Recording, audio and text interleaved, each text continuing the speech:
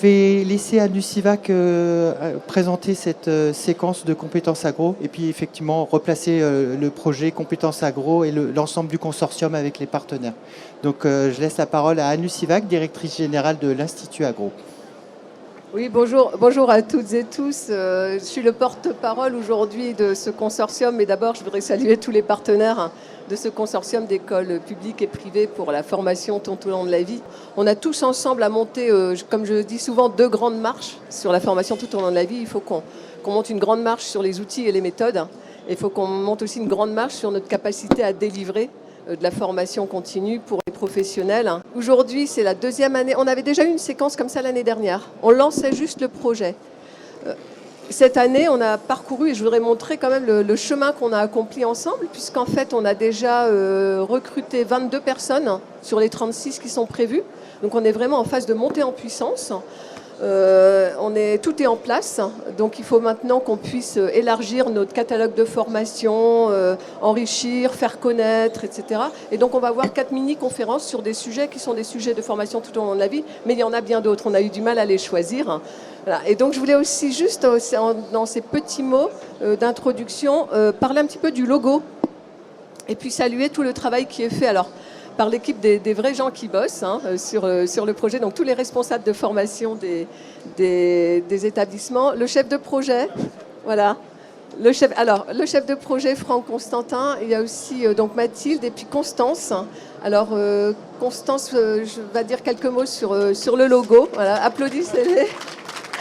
Je crois qu'ils font du bon boulot et puis on a ces réunions régulières. Moi je salue en tout cas l'engagement collectif et le plaisir qu'on a à travailler ensemble sur ce sujet sur lequel on a tellement de choses à faire dans le continuum formation initiale et formation continue. Donc voilà, dis-nous un petit peu, parce qu'au-delà du graphisme, on l'a choisi tous ensemble, et je crois que ça a eu tout de suite l'unanimité, mais voilà, dis-nous un petit peu ce que c'est derrière, le sens qu'on lui donne. Bonjour à tous. Alors oui, en effet, le logo avait vraiment pour objectif de représenter le projet et le dynamisme qu'on souhaite apporter à la formation continue dans le secteur agri-agro. Pour le logo, donc, on a un symbole principal qu'on aperçoit qui se compose surtout d'une main, qui représente l'idée du savoir-faire, mais aussi l'idée du collectif. Les doigts d'une main ne peuvent pas fonctionner pleinement ensemble si justement ils ne sont pas regroupés. Et à l'intérieur de cette main, il était essentiel aussi de représenter le secteur agricole et agroalimentaire. Donc du coup avec le symbole de la feuille qui s'aligne avec la ligne de vie de la main pour montrer justement le développement des compétences tout au long de sa carrière. Merci. Et il faut dire que c'est quand même elle qui l'a créé. C'est pas quelqu'un d'extérieur, c'est en interne que ça a été fait. Bravo. Voilà, donc sans plus tarder, Franck, tu ne veux pas dire 2 mots. Je passe la parole à Christophe, qui est le monsieur loyal pour l'organisation des mini-conférences. Merci Anne-Lucie. Alors effectivement, on va rentrer dans le vif du sujet avec Compétences Agro.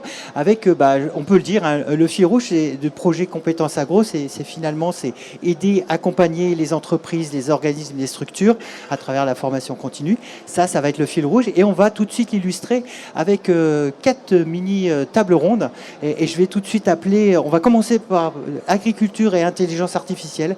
Alors, je vais appeler les intervenants à me rejoindre. On va parler d'intelligence artificielle. C'est un mot qu'on entend beaucoup parler sur différents éléments. Donc, on va replacer un petit peu ça dans le contexte. Et puis, on va aussi voir le lien avec compétences agro et l'agriculture. Mais avant de commencer, on va se présenter. Donc, tiens, je vais laisser le micro à Nathalie. Et puis, à vous, voilà, on va faire un petit tour de table pour chacun se présenter. Donc, je te laisse la parole, Nathalie. Bonjour, donc je suis Nathalie Fontaine. Je suis directrice des départements à l'ESA d'Angers. Je suis par ailleurs enseignante en économie et je gère aussi une formation spécialisée sur les marchés internationaux. Merci.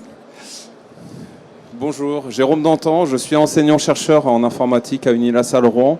Je suis également responsable d'une équipe transversale sur le numérique et la gestion de l'entreprise.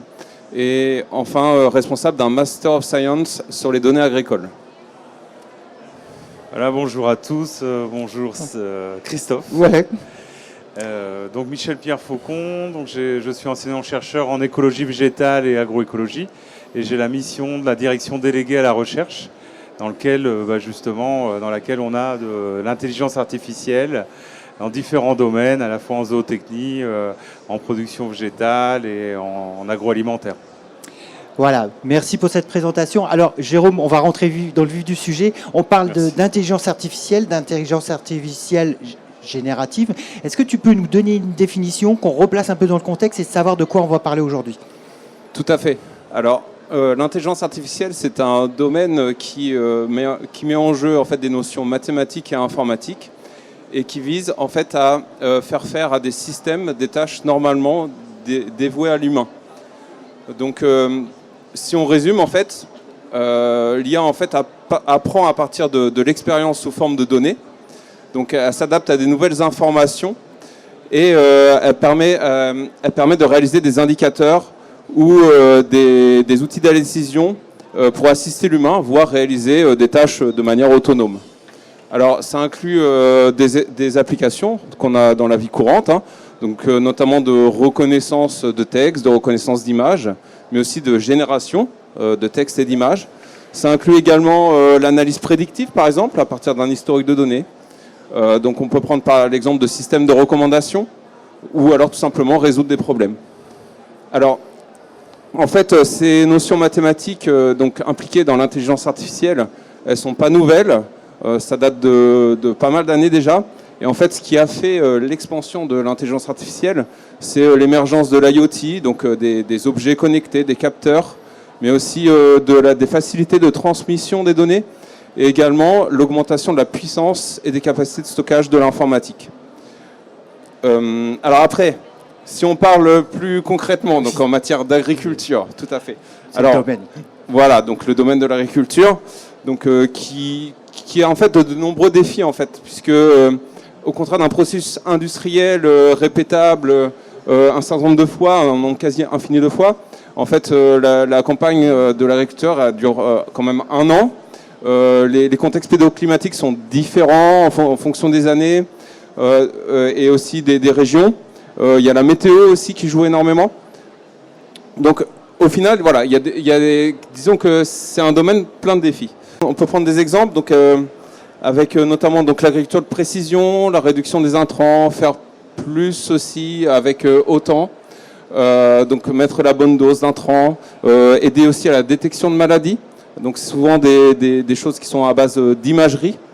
On pense aussi à l'élevage de précision, évaluer notamment donc le stress, évaluer aussi donc les chaleurs aussi, détection de chaleur précoce pour les animaux.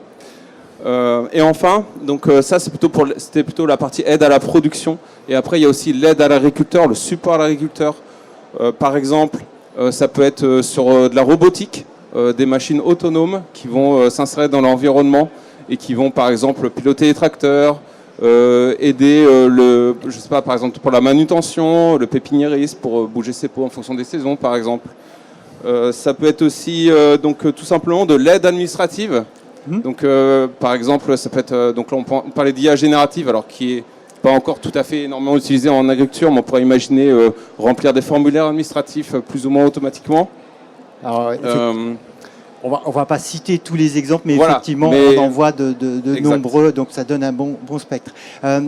Nathalie, Jérôme vient de donner cette définition. On parle effectivement d'une définition qui est finalement historique, enfin pas le terme en lui-même. Derrière, on parle de données, hein, Jérôme en a parlé. Comment ça se structure, comment ça s'organise? Parce que finalement, c'est pas nouveau, mais tu peux nous donner un point, une observation de ces points? Oui, justement. Alors, l'enjeu maintenant, c'est toutes ces données qui sont collectées, qui sont disponibles.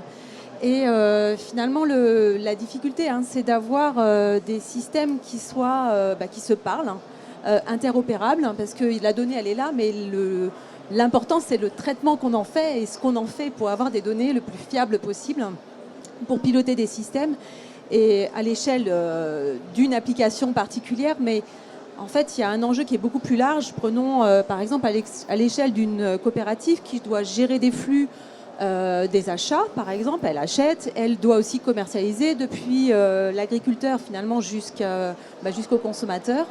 Et là, elle a à disposition une multitude de données. Et qu'est-ce qu'on en fait? Comment est-ce qu'on prend des décisions en termes d'achat, en termes de logistique, en termes de distribution? Est-ce que c'est le moment, pas le moment? Est-ce que j'ai suffisamment de capacité de stockage? Donc tout ça, ces données-là, elles sont disponibles. Par contre, actuellement, elles ne se parlent pas vraiment. Et puis il y a un autre enjeu aussi sur ces données, c'est la question de la traçabilité. Puisque au final, la traçabilité, on la connaît, elle doit être assurée d'un point de vue sanitaire, mais aussi d'un point de vue réglementaire. Et ça, cette donnée-là, elle va être de plus en plus nécessaire pour fiabiliser nos systèmes. Et surtout, on va rentrer dans une phase maintenant où on veut aller vers de la durabilité économique. Bon, celle-là, elle a toujours existé, mais on a aussi toute la durabilité environnementale à assurer. Et ces données-là vont nous servir justement pour pouvoir produire en fait ces certificats de durabilité environnementale. Mais il y a quand même un petit sujet, puisqu'on a des systèmes qui sont un petit peu répartis partout tout au long de la filière. Et puis, au final, il faut que ces systèmes ils se parlent. Et pour l'instant, on n'a pas tout à fait des systèmes qui soient interopérables les uns avec les autres. Alors effectivement, donc merci pour ce point de vue, enfin cette vue panoramique sur cette orientation. Donc finalement, on parle d'intelligence artificielle, on voit que finalement c'est de la méthode. On est presque obligé d'accélérer la traçabilité des choses qu'on faisait déjà avant, mais ça s'accélère. Là, on a parlé un petit peu de la filière. Michel Pierre, là, on est un petit peu sur les interactions, effectivement, des différents acteurs dans la filière. Comment ça se passe? Quel est ton point de vue, ton orientation que tu vas nous donner? Alors, le rôle de l'IA dans la compréhension de systèmes complexes, parce qu'un système agricole, c'est un système très complexe, comme Jérôme et Nathalie l'ont dit, c'est tributaire, en fait, d'une organisation, tributaire des aléas climatiques, des prix, etc. Et donc, dans le système agricole, on a le système de production, le système de transformation. Et bien sûr, ils sont intimement liés, puisque ils sont derrière associés, en fait, à des mêmes défis, le défi d'adaptation au changement climatique, face à ces aléas de plus en plus fréquents. Ces défis, en fait, de décarbonation, dépétrolisation, je préfère, du scope 3, donc de la partie amont, la partie production, et puis le défi aussi d'une certaine traçabilité en termes de cahier des charges pour maintenir, par exemple, des ressources naturelles, la qualité de l'eau, intégrer la notion de santé humaine, et tout ça, ça va nécessiter en fait une organisation, une traçabilité, une organisation de la donnée, et des compétences, et renforcer les compétences que l'ingénieur a déjà, mais ça va lui donner encore plus de valeur ajoutée, c'est-à-dire que la compétence d'acquisition de données, les compétences en fait de gestion de ces données, de structuration de ces données en base de données, la compétence, on va dire, d'analyse statistique de ces données avant de coder du machine learning ou du deep learning. Donc la compétence de l'intelligence artificielle, c'est l'ensemble, dans un système agricole, c'est bien l'ensemble de l'ingénieur agro, avec une brique en plus, qui est le codage du machine learning et deep learning.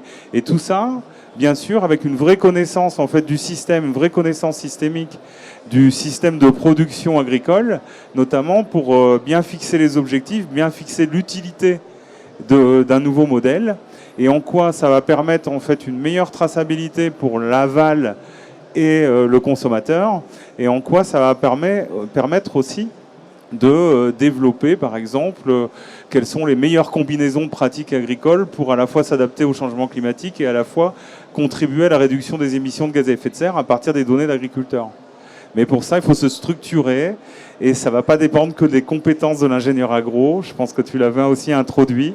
C'est dépendant aussi, je dirais en termes de conclusion, c'est dépendant aussi de l'innovation organisationnelle. C'est-à-dire comment, dans l'ensemble de la chaîne de valeur agricole, comment on va s'organiser et qui va financer ce travail en fait de collecte, d'acquisition, d'organisation pour justement avoir sa data et ces conseils agricoles propres au territoire, par et pour les agriculteurs, et qui bénéficient aux petits, aux moyens, aux grands agriculteurs au final.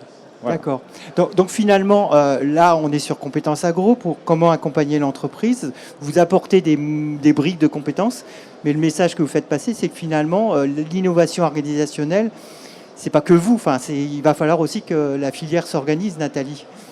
Effectivement, en fait, il va y avoir besoin d'investissements forts et surtout de collaboration entre les différents acteurs de la filière pour justement mettre au point des systèmes qui soient fiables et que chaque acteur de la filière puisse avoir un petit assistant IA qui puisse l'aider à prendre des bonnes décisions, mais dans un écosystème. Donc finalement, l'intelligence artificielle n'a jamais autant rassemblé les hommes ou les oblige à être bien organisés en réseau réel et en contact finalement. C'est presque un paradoxe. C'est exactement ça. C'est ce qui se passe sur une filière agricole, tout à fait. Ouais. D'accord. Bah, écoutez, merci pour votre témoignage. Alors effectivement, vous remarquez, c'est assez intense, assez rapide. On aura l'occasion, lors de l'échange à la fin, après les mini-conférences, de leur poser des questions, d'échanger, parce que peut-être que vous êtes frustrés, mais voilà, c'est aussi ces séquences-là. En tout cas, merci à vous. Merci pour ce témoignage. Merci à toi.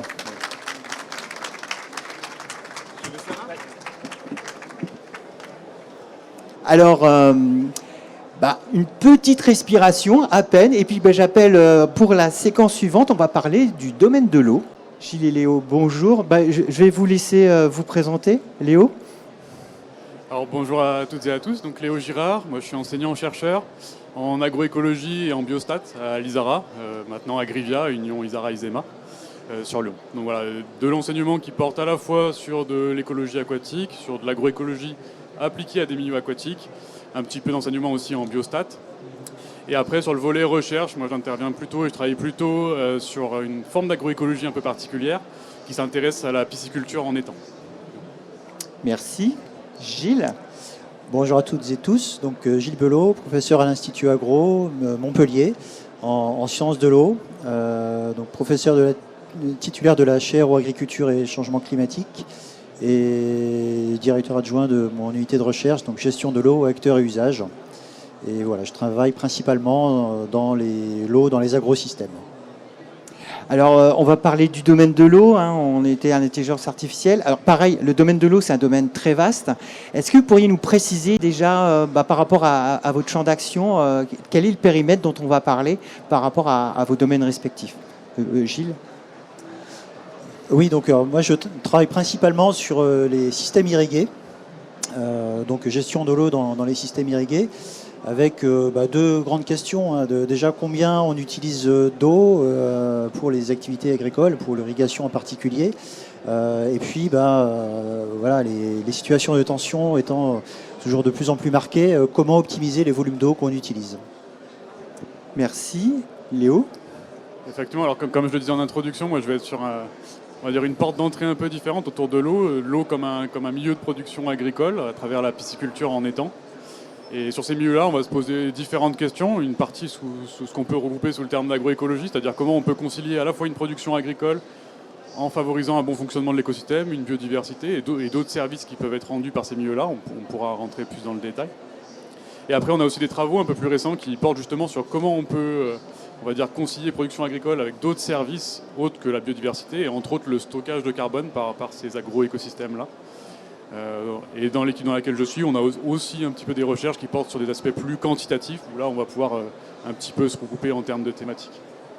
Donc effectivement, on est donc deux activités autour de l'eau, une partie la production et l'autre la partie gestion plus par rapport à les exemples de la pisciculture. Par rapport au périmètre, donc vous êtes enseignant-chercheur, est-ce qu'il y a des représentations ? Est-ce que les contacts que vous avez avec les professionnels, les entreprises qui peuvent faire appel parfois à vous, quelle représentation ils ont, ou est-ce que vous travaillez avec eux ? Et puis, quelle représentation ils ont par rapport à l'eau ? Est-ce qu'ils ont déjà des idées préconçues ?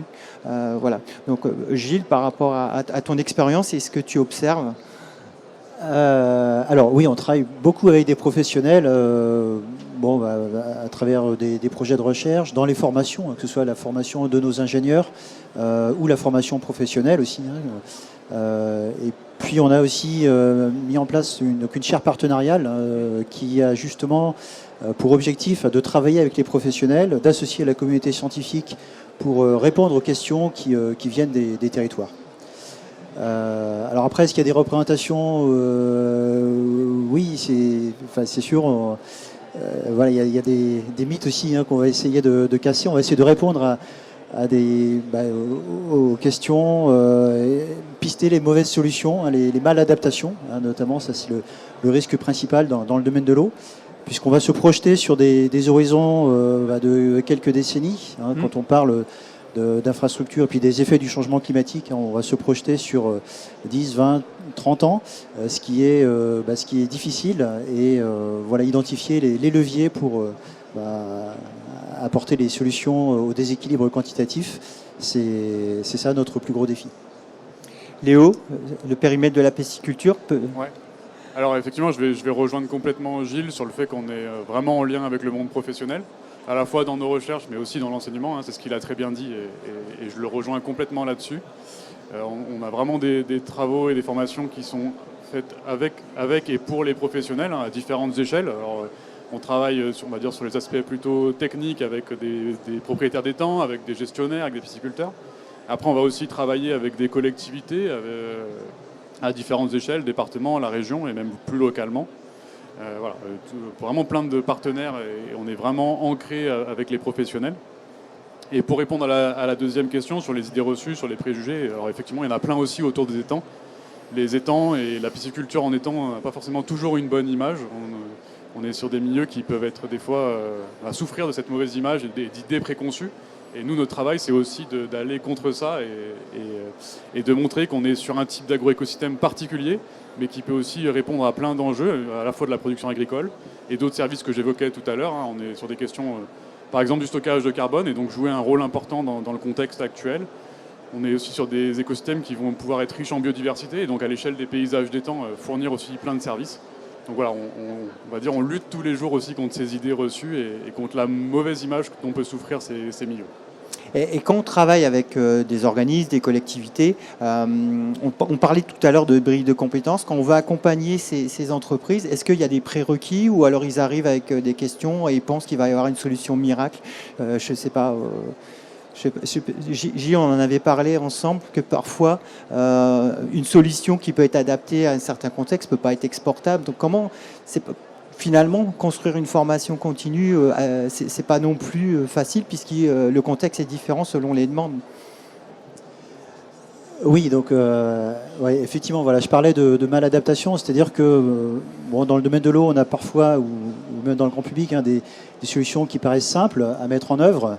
Je peux prendre différents exemples. La réutilisation des eaux usées, par exemple, on se dit c'est une ressource en eau magique qui va permettre de résoudre les déficits quantitatifs. Il faut savoir que ces eaux usées, quand elles sont traitées, rejetées, elles viennent dans un milieu, elles constituent pour beaucoup de cours d'eau les seules quantités d'eau qui transitent en période estivale. Donc cette ressource est déjà mobilisée, a déjà un usage. Donc prendre cette eau pour aller irriguer de nouvelles parcelles, par exemple, ou pour augmenter la disponibilité en eau pour l'agriculture, c'est le genre d'idée qui peut être bien adapté dans certains cas particuliers, mais pas généralisable. Voilà pour prendre un exemple. Léo, par rapport aux attentes, est-ce que on sent un impact du changement climatique? Est-ce que finalement il y a une demande plus forte, des questions beaucoup plus précises du secteur professionnel? Parce qu'on peut se dire, avant, il n'y avait pas de pression, chacun pensait avoir la solution avec ses propres représentations, on en a parlé tout à l'heure, mais finalement vous êtes des enseignants-chercheurs sur une méthode scientifique. Est-ce qu'on revient un peu sur ces éléments-là? Est-ce que les questions se posent? Oui, alors effectivement, c'est une très bonne question et c'est une très bonne remarque. Et ça, c'est quelque chose qu'on note vraiment sur le terrain et quand on est en contact avec les professionnels. C'est-à-dire que, alors je vais le dire de manière très simple, mais lorsque l'eau n'est pas un facteur limitant, il y a moins de questions qui se posent, tout va bien, tout le monde s'en sert et aucun souci. Je le dis les choses de manière très simple, mais c'est vraiment la réalité. Et dans le contexte du changement climatique, quand l'eau devient une ressource limitante, là, effectivement, on va avoir des acteurs et des professionnels qui vont se poser beaucoup plus de questions, qui vont avoir des questions plus précises, entre autres sur comment on gère d'un point de vue quantitatif, ça a été bien évoqué par Gilles, et d'autres questions, mais effectivement, le contexte de changement climatique apporte de nouveaux questionnements et renforce aussi ce qui était déjà existant. Donc, effectivement, on a cette émergence de nouvelles questions de la part des acteurs, de la part du monde professionnel, qui vient nous voir avec ces questionnements plus précis, et c'est vraiment renforcé par ce contexte de changement climatique. Alors Léo, tu l'as précisé tout à l'heure, un travail plutôt avec l'agence de l'eau sur différents éléments. Gilles, on l'a peut-être pas précisé sur la partie utilisation pour la production. Avec qui tu travailles? Alors, quand on parle de gestion de l'eau, la production, ce n'est qu'un aspect. Hein, et on essaie justement de développer les visions systémiques, parce que voilà, quand on prend de l'eau dans un endroit, c'est au détriment d'autres. Et donc, en fait, on travaille avec beaucoup d'acteurs. C'est aussi pour ça qu'on a lancé la chaire eau, agriculture et changement climatique, qu'on a montée avec INRAE en 2021. Et on a souhaité associer autour de ces questions, de ces enjeux de l'eau face au changement climatique, alors à la fois des collectivités qui ont des problématiques de territoire qui intègrent l'eau, mais pas uniquement, les chambres d'agriculture, des sociétés d'aménagement, des sociétés de services, pour essayer, et puis bien sûr la communauté scientifique, pour essayer de construire ensemble une vision partagée, et puis voilà, essayer de construire sur le principe de l'intelligence collective des solutions adaptées au territoire et intégrant les différentes dimensions. Enjeux quantitatifs et aussi qualité de l'eau, bien sûr. Alors là, on a eu un tour d'horizon effectivement sur des exemples très précis autour de la gestion de l'eau, tant sur la production que sur la gestion des étangs, par exemple en pisciculture. En conclusion, finalement, il y a quand même une chose, enfin, on l'a un peu évoqué, mais il y a quand même un principe de réalité par rapport à ce qu'évoquait Gilles sur les attentes, le traitement des éléments. Mais finalement, quelle serait votre conclusion sur ce principe de réalité, la gestion de la biodiversité? Comment on arrive à concilier tout ça sur un temps finalement un peu court par rapport le rapport au temps, ici une problématique. Voilà. Quel serait votre mot conclusion sur ces usages de l'eau pour concilier biodiversité et principe de réalité? Alors c'est effectivement une très bonne question qui est pas simple à répondre. Et je pense que le point clé, c'est ce qu'évoquait Gilles, c'est justement d'arriver à voir comment on peut concilier les différents usages. Je pense que c'est ça qui nous rassemble. Malgré qu'on ait des portes d'entrée différentes autour de la question de l'eau, vraiment arriver à se concentrer sur comment on peut concilier les différents usages et surtout ancrer cette question dans les différents territoires qui vont avoir des grandes différences. Et on ne va pas traiter la question de la même manière en fonction de là où on se situe. C'est pour ça que j'ai du mal à donner une réponse précise, mais voilà, c'est vraiment très cas dépendant. Mais encore une fois, pour moi, le grand enjeu est vraiment sur comment on arrive à concilier les différents usages autour de la ressource en eau, qui peut devenir de plus en plus limitante. Gilles, tu as en partie répondu, mais je te laisse compléter. Oui, oui, pour nous, c'est effectivement autour dans la chaire un chantier prioritaire. C'est tout ce qui est projet de territoire pour la gestion de l'eau, qui vise du coup à aborder de façon systémique les différents aspects. Alors sur ce dossier-là, sur lequel on travaille avec nos membres, c'est 3 axes. Comment est-ce qu'on construit une prospective qui intègre tous les enjeux? Deuxième axe, c'est solutions fondées sur la nature. Est-ce que c'est un levier effectivement pour répondre aux enjeux du changement climatique vis-à-vis de la ressource en eau? Et puis un troisième axe important sur lequel on travaille, c'est aussi les métiers. Alors ça fait le lien avec la conférence du jour, mais voilà, comment préparer les profils, ceux qui vont poser les diagnostics et puis apporter les solutions et animer les collectifs, puisque la concertation, en tout cas entre les différentes parties prenantes, c'est absolument essentiel. Merci. Effectivement, on a parlé formation continue, mais vous êtes quand même des enseignants-chercheurs ici en formation initiale. Écoutez, merci pour cette présentation dense, mais qui nous a bien éclairé. En tout cas, on peut effectivement vous applaudir. Merci. Et puis, on vous retrouve aussi tout à l'heure. Tout à l'heure, on aura l'occasion d'échanger, d'interagir avec toutes ces présentations. Merci à vous. Bonjour, donc on va maintenant, on a fait la transition tout à l'heure, je ne sais pas si on m'entend bien. On a fait le lien avec la biodiversité. La biodiversité, on va en parler ensemble, c'est aussi parfois un mot un peu valise. On va commencer d'abord, je vais vous laisser vous présenter. Alors, moi je suis Florian Faure, je suis maître de conférence à l'Institut Agro Montpellier. Je suis directeur du département biologie et écologie et je porte la formation d'ingénieur biodiversité, eau, sol, climat et environnement. Et pour mon parcours, je suis écologue de formation et aussi fils d'agriculteur. Donc ça a créé quelques petites dissonances cognitives, mais ça me permet aujourd'hui de discuter avec pas mal de public.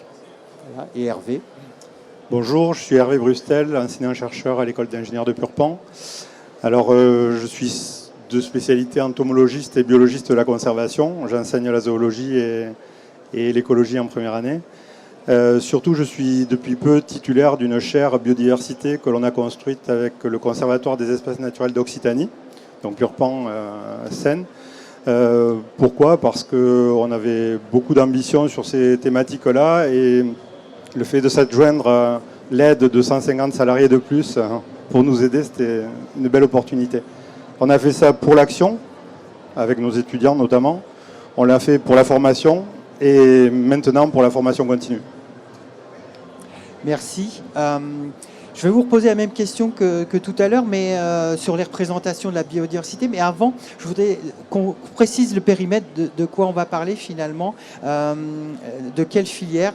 Quand on parle de biodiversité, l'intervention qui est commune à vous deux, c'est finalement, il y a une définition, on va intervenir sur des personnes qui gèrent de la gestion foncière, mais est-ce qu'on peut donner, Florian, quelques précisions ? En tout cas, dans les formations qu'on porte, on va de la gestion de la biodiversité à l'échelle de la parcelle, de la communauté végétale ou animale, et parcelle productive dans le cadre de production agricole, jusqu'à la gestion des espaces et des habitats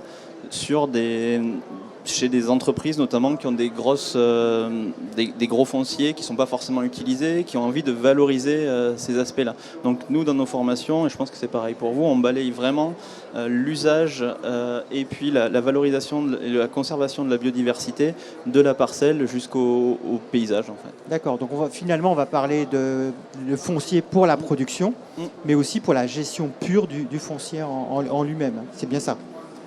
Oui. Alors, les professionnels avec lesquels vous travaillez, quelle image, quelle représentation, quels sont les a priori qu'on peut avoir sur la biodiversité ? En fait, il y a pas mal d'a priori à la fois positifs et négatifs sur la biodiversité en fonction des origines, des formations, un peu de l'idéologie aussi. On est souvent pas loin de l'idéologie.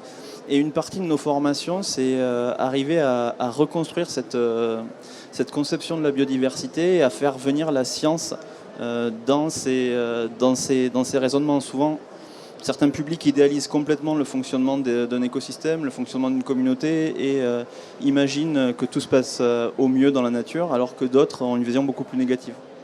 Alors effectivement, on peut peut-être citer, il y a des représentations un peu faussées que tu peux peut-être illustrer. Enfin, je sais pas si. Oui, je pense que c'est important de rappeler ce spectre de représentation qu'ont les uns et les autres. Je pense que vous tous, vous avez votre propre idée de ce qu'est la biodiversité, de ce surtout à quoi elle peut servir. Ça, c'est important dans nos formations agronomiques quand même. Mais on fréquente aussi des publics qui ne sont pas forcément dans l'acte de production agricole et qui ont peut-être un rapport moins évident ou moins immédiat, en tout cas avec les services écosystémiques au sens large. Et bon, c'est vrai que de plus en plus on entend parler de symbiote, on entend parler, je dirais, de la biodiversité dans toutes ses dimensions. Mais encore aujourd'hui, je pense que certains pensent que c'est simple de parler de biodiversité et que c'est simple d'afficher des actes concrets ou fumeux autour de la biodiversité. Et c'est vrai que nous, c'est ce qui nous a fait réagir, en tout cas dans la formation. Je pense qu'on va peut-être plus former de responsables RSE que d'agriculteurs à Purpan, parce qu'il y a des représentations qui les amènent à faire tellement de choses contre-productives. Je pense à une ruche sur le toit ou un hôtel à insectes qui va attirer des abeilles solitaires tout ensemble alors qu'elles sont solitaires habituellement, et donc elles vont se transmettre des maladies, attirer leurs prédateurs et finalement faire plus de mal que de bien, alors que en fait c'est un déficit, c'est un aveu d'échec sur une offre d'habitat pour ces abeilles solitaires, si je prends cet exemple. Alors, effectivement, tu ne vas pas le dire, mais quand on prend ces exemples, on parle un peu finalement un peu de greenwashing, c'est-à-dire on commence à faire de la biodiversité, mais finalement on ne prend pas en compte tout l'écosystème. Je sais pas faut pas toujours blâmer celui qui parle de biodiversité. Peut-être qu'il est très légitime d'une part et très sincère dans sa volonté de faire. Simplement, des fois, il ne sait pas. Et on ne peut pas lui reprocher de ne pas savoir. On peut être là juste pour lui répondre quand il ne sait pas. C'est vrai que peut-être plus jeune, j'étais un peu réactif quand j'entendais parler de bêtises autour de mes disciplines. Et j'avais tendance un peu à fermer la porte en disant, ils font semblant, j'ai autre chose à faire. Mais je pense que quand il y a de la sincérité, qu'il y a aujourd'hui en plus, enfin, je sais pas, on est quand même poussé, quoi. On voit bien qu'on a besoin de monter en puissance sur ces questions-là. Faut répondre et il faut répondre juste. Florian, est-ce que par rapport à ce que Hervé dit, est-ce qu'il y a une forme de culpabilisation? Enfin, je ne sais pas. Est-ce que alors, je vais le dire autrement. Est-ce que finalement, quand on travaille avec les professionnels, l'approche que vous avez, c'est plutôt de travailler sur d'autres images, de déculpabiliser un petit peu, parce qu'effectivement, on peut avoir tenté des expériences, on dit on s'y prend mal, etc. Est-ce qu'il y a aussi ce travail d'accompagnement? L'idée, oui, c'est de fournir des connaissances. C'est-à-dire qu'il y a, comme ça a été dit, il y a beaucoup d'initiatives qui sont mises en place et très souvent, ça peut amener à des échecs et du coup, c'est souvent parce que ça n'a pas été réfléchi, il n'y a pas eu de compétences scientifiques qui ont été amenées. Et dans notre idée, c'est vraiment de former des gens qui sont capables, qui ont déjà des bases, donner ces bases-là, ces compétences, et qui sont capables aussi d'aller chercher les savoirs pour éviter le problème du piège à insectes. Mais vous avez la même chose avec les murs à moineaux qui font cuire les poussins en été parce qu'ils sont trop bien exposés et que du coup, ça crée des vrais problèmes au niveau de la biodiversité alors qu'on veut sauver. Et l'idée, c'est pas de culpabiliser les gens. On a aujourd'hui des très grandes entreprises qui décident de se déployer, d'essayer d'améliorer les choses pour plein de raisons.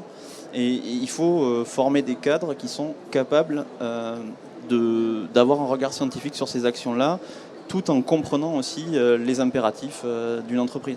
Alors justement, on parle de compétences agro, c'est aider à accompagner. Est-ce que vous pouvez donner, sans donner les noms des entreprises, mais des exemples de secteurs d'entreprises et comment, en gros, des exemples concrets, comment vous les accompagnez? Toi, tu es plutôt sur la partie production de la gestion foncière. Alors moi, sur la partie, c'est pas production, là, l'exemple que j'ai en tête. Mais, oui, pardon, alors, je te laisse. Non, il y a des entreprises... je n'ai pas le droit de lire le nom parce que jusqu'en 2033, je me suis renseigné, qui ont des fonciers énormes et qui ne sont pas utilisés pour la production, mais par contre qui ont une vraie volonté d'améliorer la qualité des milieux dans ces domaines-là, et du coup qui font appel à notre expertise pour aller vers une meilleure gestion, une amélioration de la biodiversité et du fonctionnement des milieux. Et du coup, ça c'est plutôt gratifiant. Et on voit qu'en fait, il y a plein d'initiatives qui vont un peu dans tous les sens. Et je pense que nos étudiants vont être là pour arriver à structurer tout ça. Je compléterai sur le fait que, par rapport à la question précédente, beaucoup d'entreprises ne cherchent pas à communiquer sur ce qu'elles font de bien ou de vert. Et ça, c'est un bon critère déjà. Un bon indicateur. Voilà, un bon indicateur pour entrer dans la discussion. Et beaucoup le font, et de plus en plus, pour garder leurs salariés, ou pour fidéliser leurs salariés, pour les recruter.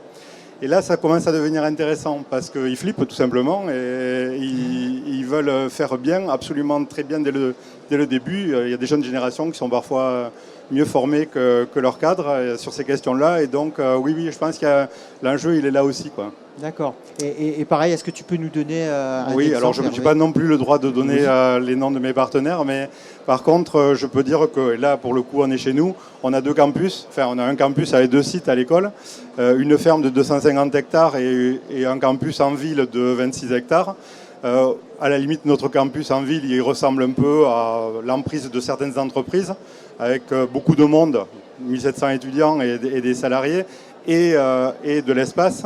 Donc là, on va beaucoup axer sur des fonctions très positives et très comprises, de confort thermique, par de la tonte différenciée, par de la végétalisation des façades avec des vignes hybrides par exemple, ou tout simplement autour des bâtiments, parce que le gestionnaire des sites me dit Hervé, il ne faut pas faire trop dégueulasse non plus, on met des vergers, voilà, tous les arbres qui sont plantés donneront des fruits avant fin juin et à partir de début septembre, parce que c'est pas pour les oiseaux que pour les oiseaux, c'est aussi pour nous, quoi. Et sur le site de la ferme, là, il y a plusieurs enjeux parce qu'on a une plateforme agronomique, on a de l'élevage laitier. Donc c'est à la fois travailler sur les parcours sylvopastoraux pour les génisses, à la fois travailler sur des mésoparcelles, parce qu'on a des tests systèmes en agronomie, où là, on va tester des IAE adaptés aux productions en place. Donc on peut travailler à multi-échelle sur la ferme de l'école et c'est très intéressant. Oui, on peut montrer surtout beaucoup de choses très concrètes. Alors, on en a parlé, c'est un peu aussi le leitmotiv. L'accompagnement des entreprises, c'est aussi une démarche scientifique, parce que vous êtes des enseignants-chercheurs. Cet accompagnement, c'est un peu la même question.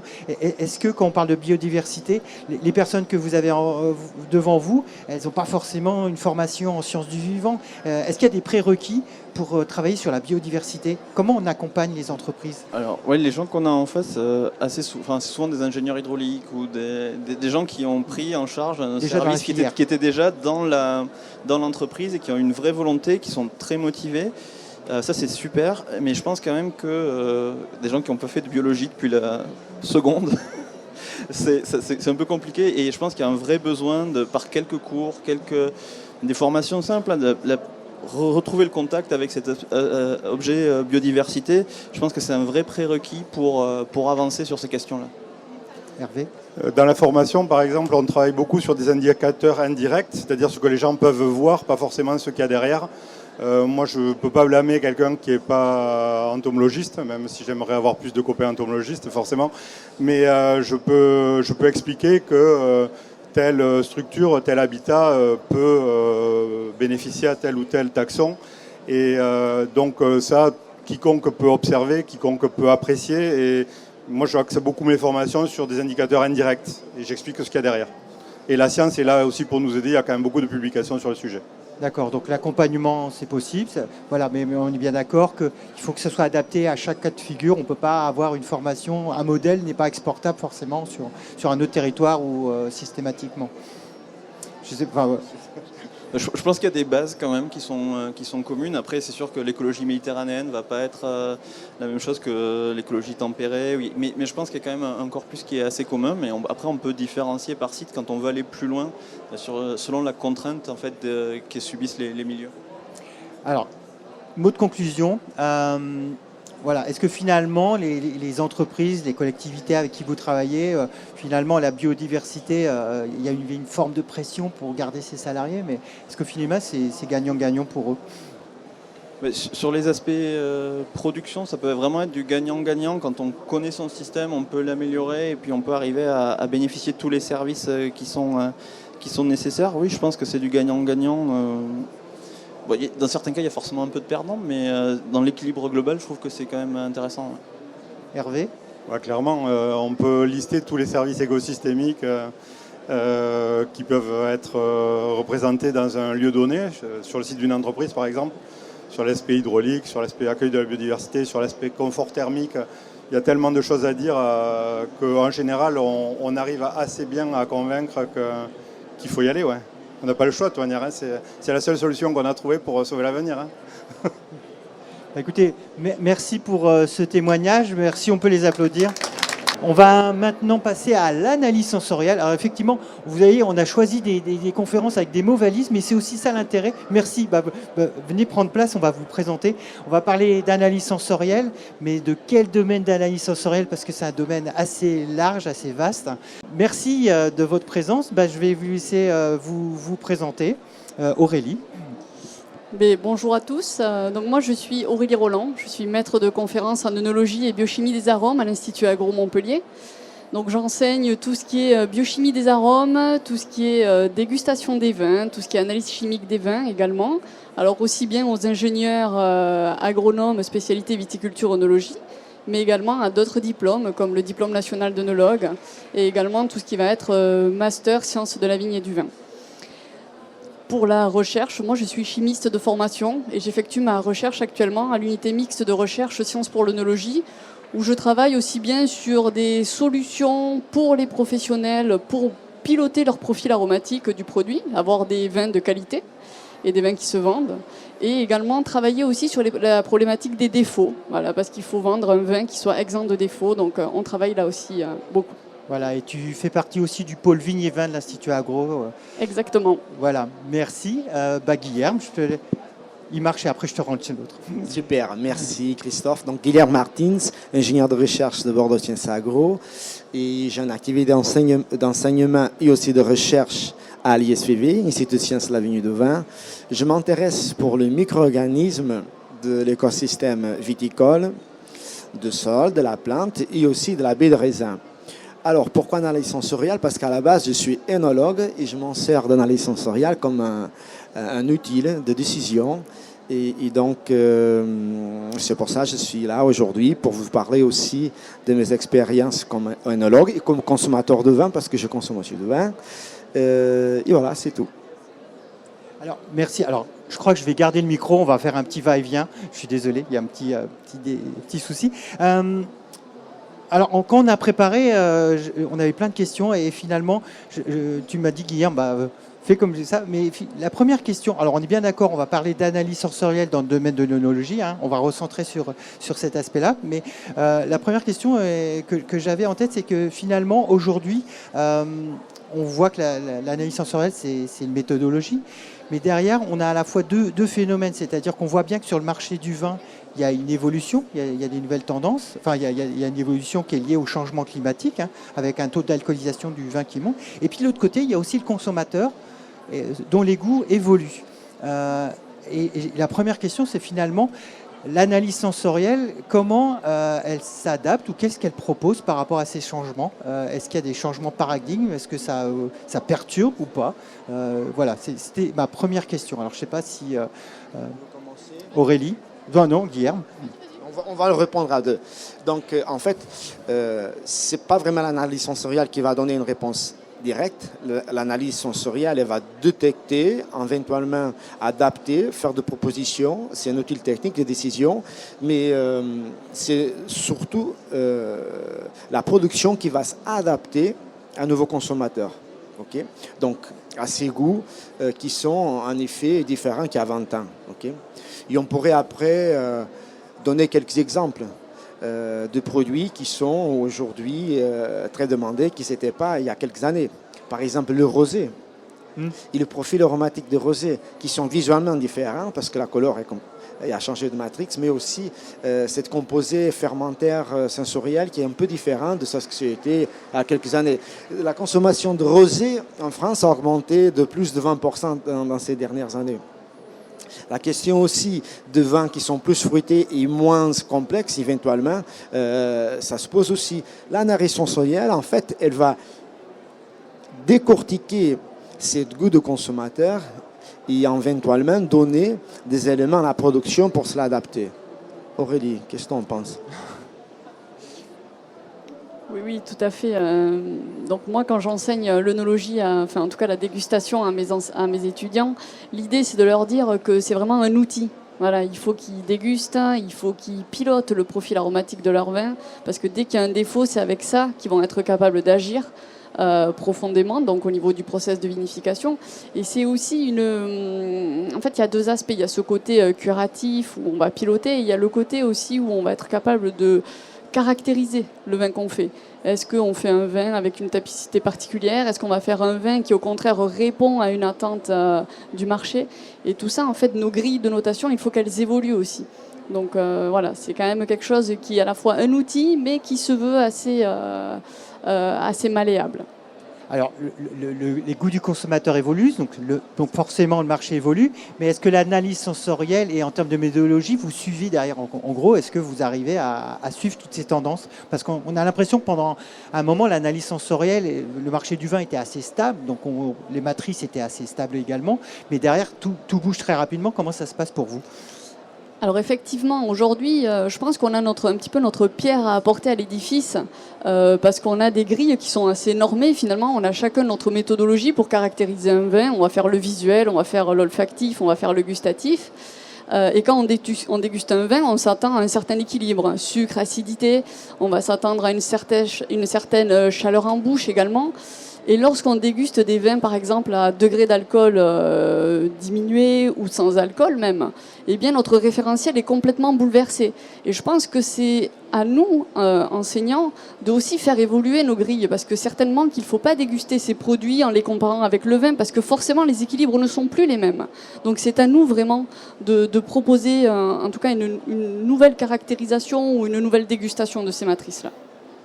Je voudrais complémenter un peu, merci Aurélie. Donc il y a une question importante que je voudrais aussi parler, c'est la question de défaut. Donc grâce à l'analyse sensorielle, on a bien identifié certaines molécules qui sont considérés de défaut. Et donc aujourd'hui, c'est de plus en plus difficile de trouver un vin qui a des défauts dans le marché. Ce n'était pas comme il y a 20 ans, il y a 30 ans. Donc, dans ces cas-là, le dégustateur professionnel, ils ont bien balisé ces molécules qui ne sont pas du tout une expression de terroir et qui sont des molécules délectères au vin. Okay, bon, ça, c'est une contribution très positive de nos confrères qui ont évolué dans la détection chimie de ces molécules et qui, après, ils ont détecté les seuils de détection et de perception. Alors là, on parle effectivement d'analyse sensorielle, on parle du marché, l'évolution du consommateur. Et finalement, dans cette filière, quelles sont les attentes des professionnels? C'est-à-dire, il y a déjà des professionnels. Est-ce que déjà ils ont des prérequis? Est-ce qu'il y a une demande particulière pour vous dire, tiens, je voudrais changer mes grilles d'analyse? Est-ce que c'est une demande du secteur pour que vous les accompagniez dans ces démarches? Je pourrais commencer après.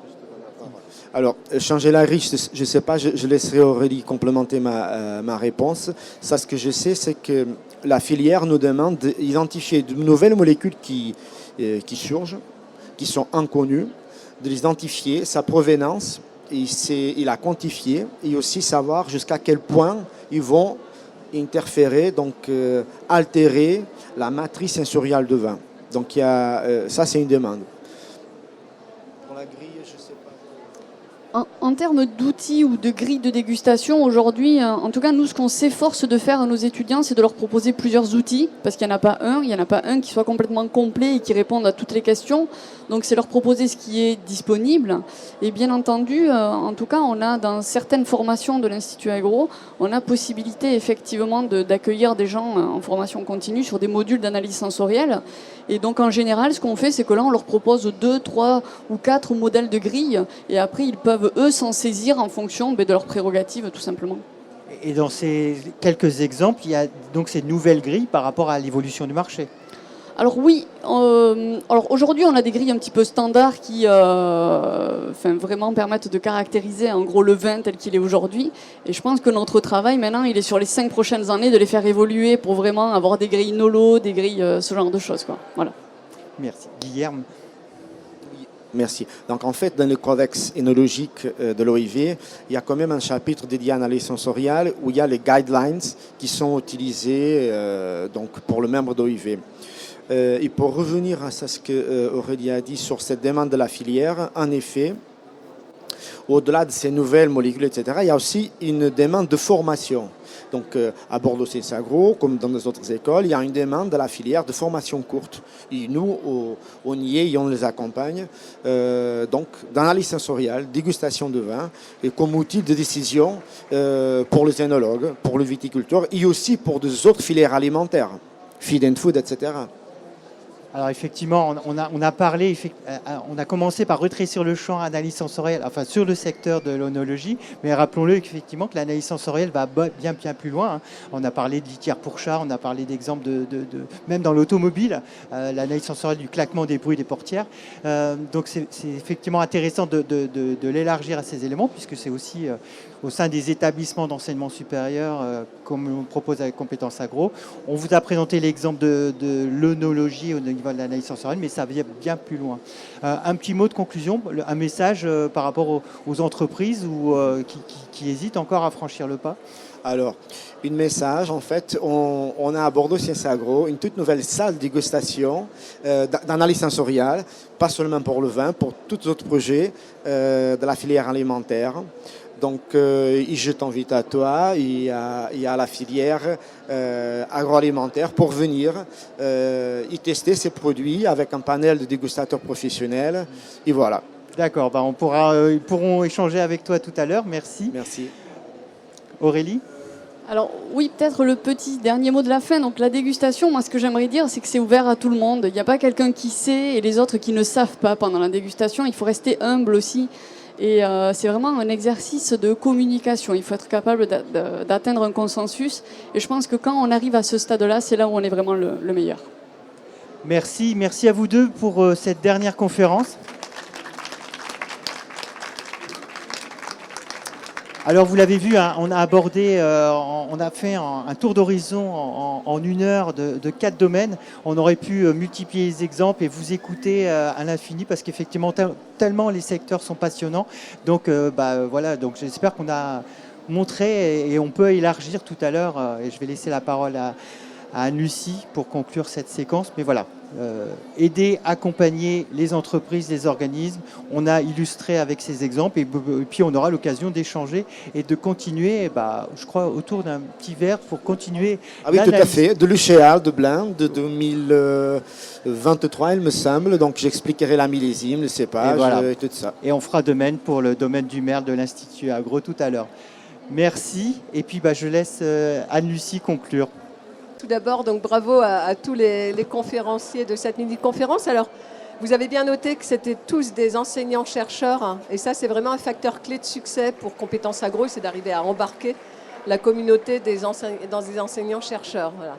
Donc, on a mis le paquet là-dessus, évidemment. Alors, en premier lieu, dans l'intro de cette petite séquence, je soulignais les grandes marches qu'on a à monter et qu'on va monter tous ensemble grâce à Compétences Agro.